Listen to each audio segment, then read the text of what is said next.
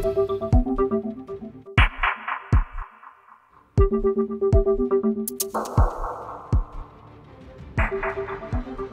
nagpasya Senado na i-archive ang impeachment case laban kay Vice President Sara Duterte, naging mainit ang debate ng mga senador sa plenaryo kagabi. Darito unang balita ni Rafi Tima. Sa 24 na senador, 5 lang ang bumoto pabor sa mosyon ni Senate Minority Leader Tito Soto na wag munang magdesisyon ng mga senador na i-archive ang articles of impeachment laban kay Vice President Sara Duterte. 11 mang hindi pabor kaya natuloy ang botohan sa kung anong gagawing aksyon sa impeachment complaint. Sa pagsisimula ng sesyon, nagmosyon si Senador Rodante Marcoleta na i-dismiss na ang impeachment complaint laban sa bise. Mr. President, I respectfully move that the impeachment complaint be dismissed. Inilatag niya ang mga ginawang hakbang ng Kamara na hindi umano naaayon sa sarili nilang impeachment rules. Ang impeachment complaint po ay parang sinaing na niluto ng House of Representatives. Hilaw po eh. Kayo po ang nagsimula ng mali. Hindi naman po sinasabi ng Korte Suprema na kailanman ay huwag kayong mag-impeach, huwag na kayong mag-file. Ayusin nyo lang po eh. Yun lamang po ang gustong mangyari dito. Ayusin nyo. You want to impeach the Vice President, do it in the right way. Nagsalita na raw ang Korte Suprema na walang jurisdiksyon ng Senado kaya dapat nang i-dismiss ang impeachment complaint laban sa bise. Pero giit ni Minority Floor Leader Tito Soto, hilaw yung complaint. Hilaw din yung decision.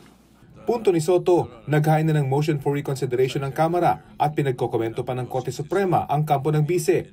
Panukala ni Soto, we shall wait for the resolution of the MR. Please, let us allow and give chance to the Supreme Court to rectify its decision, which contains clear and blatant errors. For their sake and for the sake of future proceedings, let us not dismiss forthwith. And in that light, considering the motion of the gentleman to motion to dismiss, I move to table the motion to dismiss.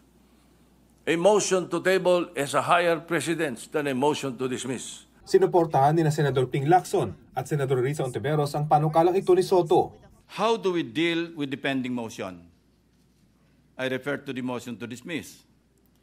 Shall we even take it up or deal with it? Kasi wala po sa rules natin. Paano wala tayo pong guidelines? Kasi wala po sa rules natin yung motion to dismiss. We should exercise extraordinary prudence in this matter of transcendental importance. I agree and I continue to respect the Supreme Court. Hindi po magbabago iyan. But Mr. President, hindi naman po ibig sabihin ng respeto ay pananahimik. Sabi ni Senador Marcoleta, unanimous ang desisyon ng Korte Suprema kaya tingin niya ay mahirap na raw itong magbago.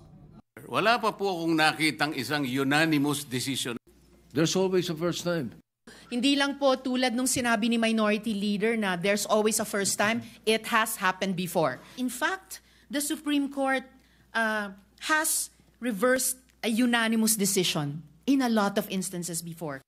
Tingin naman ng Senate President Chis Escudero, baka mas mainam na i-archive na lamang ang reklamo sa halip na i-dismiss. It is the position of the chair, subject to the wisdom of the plenary, Your Honor, that given the Supreme Court decision that the Senate never acquired jurisdiction over it, that the proceedings and the articles of impeachment were null and void ab initio. Indeed, there might not even be anything to dismiss, and the procedure would be more properly to archive, similar to what we have done in the past, so that these proceedings will still be made part of the Senate's records. Pumayag si Marcoleta na amyanda ng mosyon at ilagay na lang ito sa archive. Sa ganitong paraan ay masusunod pa rin daw ang desisyon ng Supreme Court pero magigiit pa rin ng Senado ang kapangyarihan nito. Ito ang unang balita. Rafi Tima para sa GMA Integrated News.